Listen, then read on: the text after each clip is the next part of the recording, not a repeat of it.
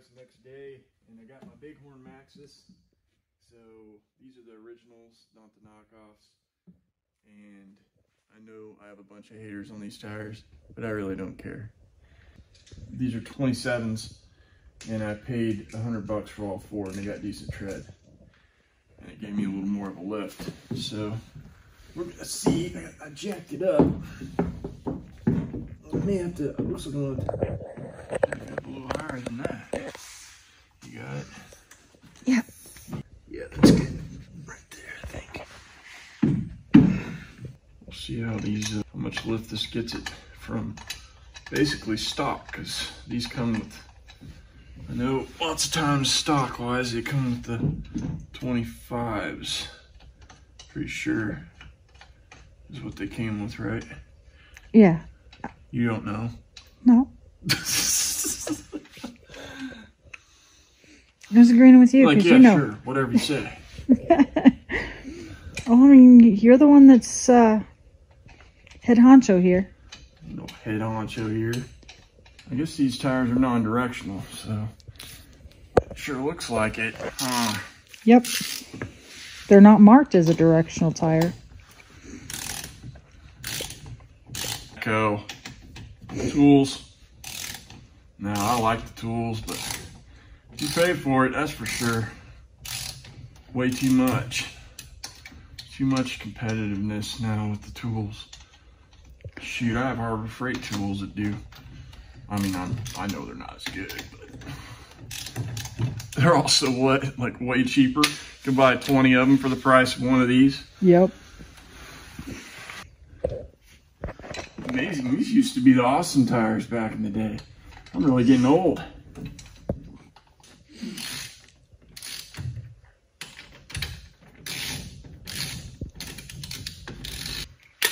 All right, let's see what this bad boy does. The difference is gonna be, because it's gonna be pretty big. Did it even go down?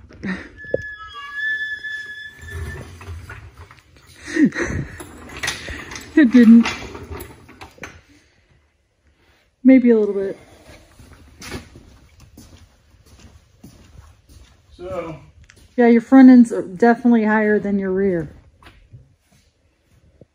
Yeah, significant difference. Not only did I go up 2 inches in tire size, I went up about 2 inches in lift with the shocks, the 1000. See, right there is where you shocks. can really see it.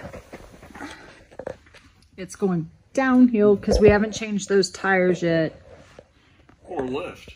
Or the shock on that side we haven't got figured out yet. Oh, it just dropped. No, that's good, I think. Yeah, we're good. Huh? It's gonna be nice. Don't care what anybody says. I like these. Like old school. Old school.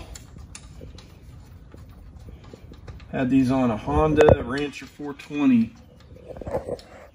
They barely fit, but they worked great. Of course, obviously, like I said earlier, you have, you're not like out in the country, dirt roads, and fields. You don't want to be running them.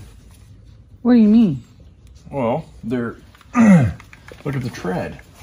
They're aggressive. And you don't want to tighten them up unless you got them on the, I'm just snugging them up a little bit. But you don't want to tighten them up unless you got it on the floor. The back shocks, I have not figured out what I'm doing yet, so just be with me patiently until I figure out how I'm wanting to do this. I'm trying to be on a budget-minded aspect, and these 1000 shocks, they look awesome in the previous video, but I just don't know if that's the route I want to go in the back yet. Something tells me I'm just not wanting to do that. So I wanted a shock that I could adjust the load setting on, so that way if I wanted to adjust the shock for whatever I'm loading on the back, I can do that with the stock ones. Because as you see, they got this one right here is bad, but you see the preload setting, you use a spanner wrench to change that, and then it will make it stiffer or softer of a shock. And I'm wanting to stick with that concept for the back because this is a work rig. This isn't just a play rig. So this is actually going to be used for work more than it is play. So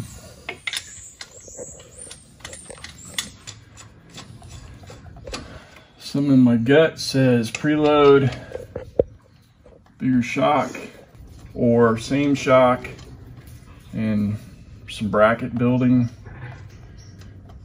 Just don't know yet. I did get a set of free shocks from a guy fairly local, which I'll probably end up using.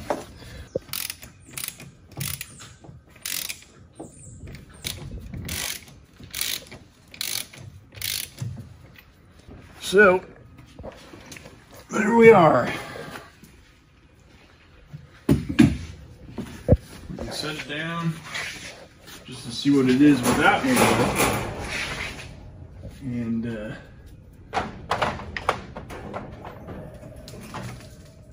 on the 27s instead of 26s. I thought they were bigger than 27. Huh? I thought they were bigger than 27. These are 27s. I had 20, or not 26s. I had 25s. These are 27s.